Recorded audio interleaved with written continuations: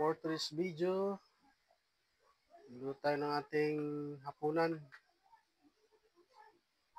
Fry muna natin itong carrots saka patatas. Ikauwi lang natin galing sa trabaho. Kaya akong nauna nakauwi. Kaya akong duluto sa gabi nito.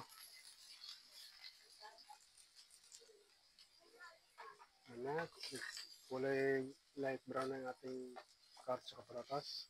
Set aside muna natin.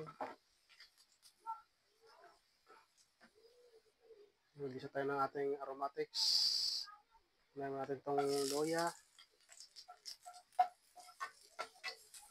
Loya, pagpatanggal lansa.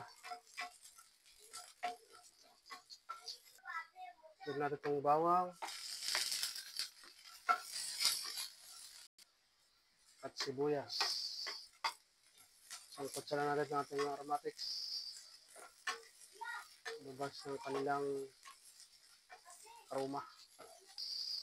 Sudan natin yung ating manok. Kalahating kilo itong ating manok.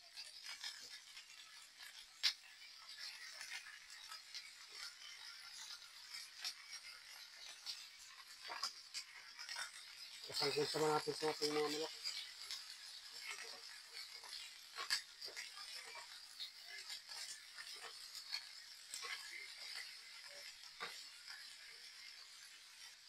Takpan na natin sa ating tayo maluto. After ng 15 minutes, check natin. Wow, ito yung ating ganitong klase ng kulay niya.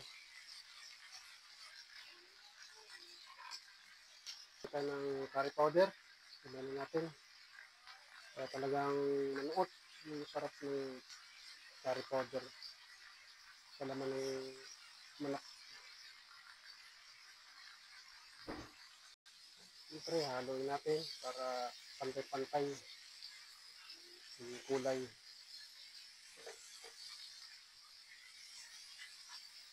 Okay na. Ilalagay tayo ng pamintang durog powder. Tayo ng patis, kunting patis, ng palasa. Itong 4 chicken cubes. Peraso.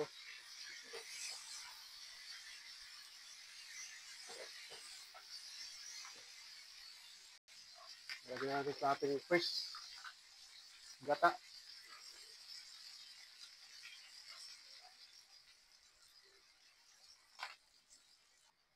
Okay, lagyan na natin ito yung ating